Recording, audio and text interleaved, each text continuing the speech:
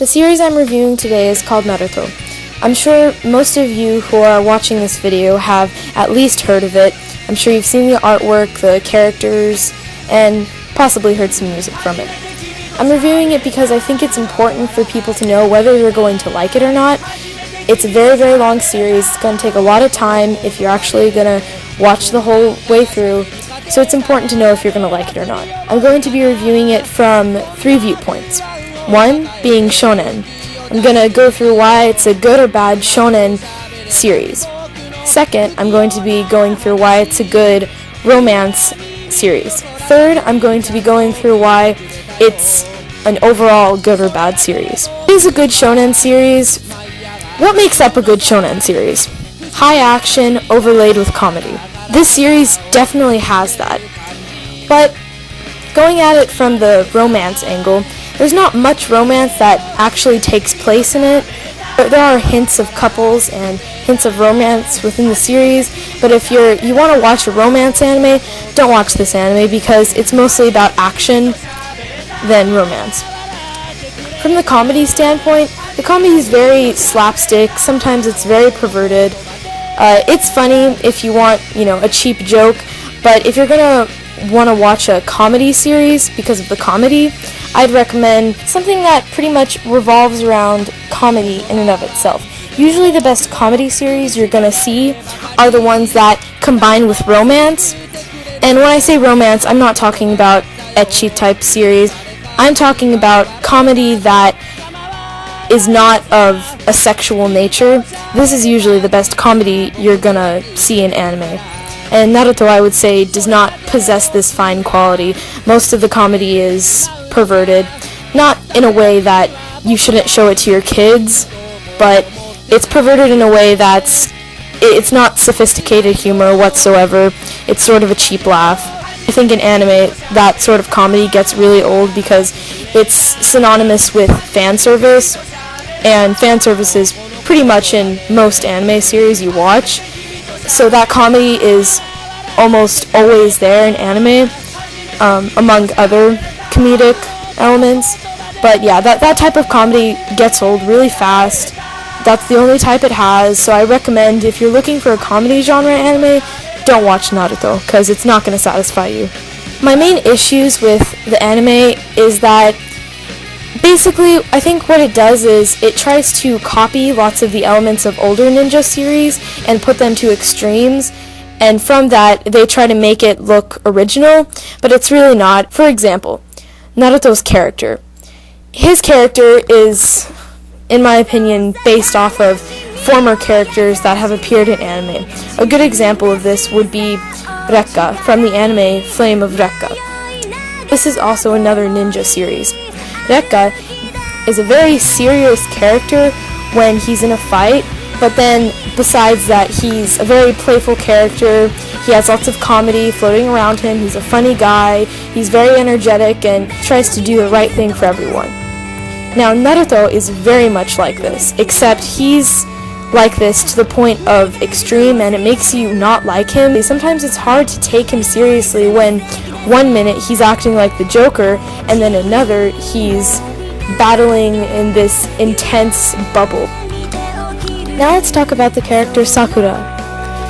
Most people don't like her. She is basically in love with the other main character, Sasuke.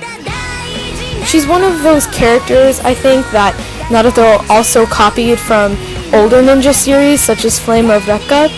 And let me make a comparison here between the anime Flame of Rekka and Naruto.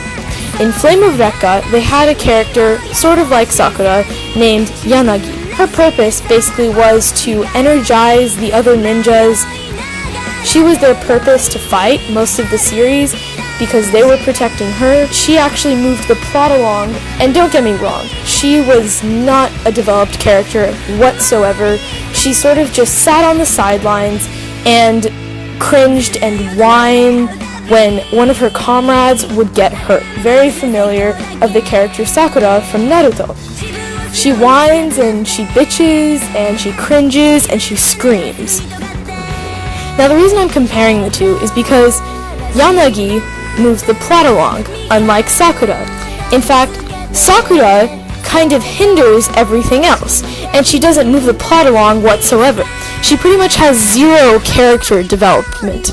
I'd say in the whole series of Naruto, she has one turning point where she starts to take a little bit of her own personality more seriously and not depending on getting affection from Sasuke or anyone else. The main villain in the anime is Orochimaru, and basically his character is very shallow, it's very underdeveloped. The great characters of anime have all had distinct personalities that really make you feel for the villain in a way, and by feeling for the villain, it makes the fights even more exciting.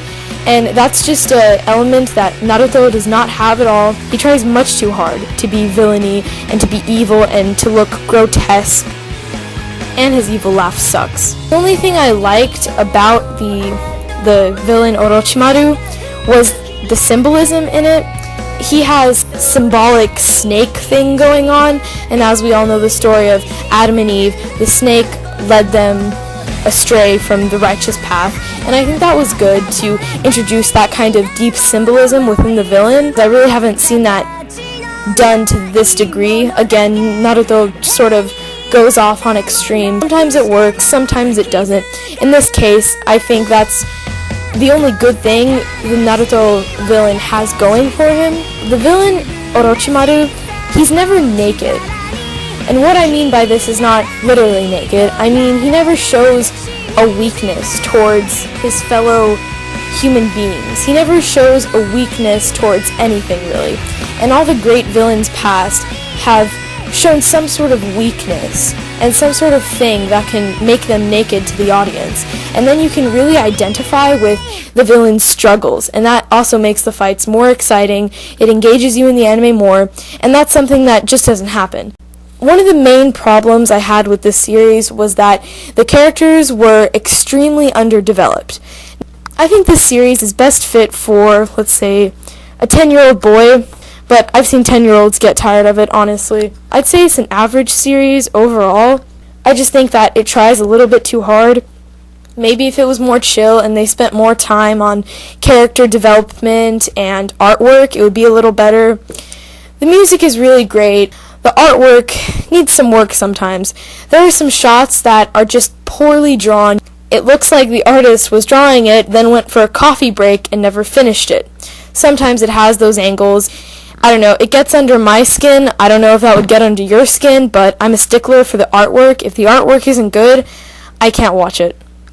So sometimes the artwork is just very poor, but on average, I give it a 5 out of 10. But then again, this anime is targeted at 10-year-old boys, so I don't think they would care if the characters were underdeveloped. But if you're looking for a sophisticated series that has sophisticated humor, sophisticated artwork, then don't watch this series.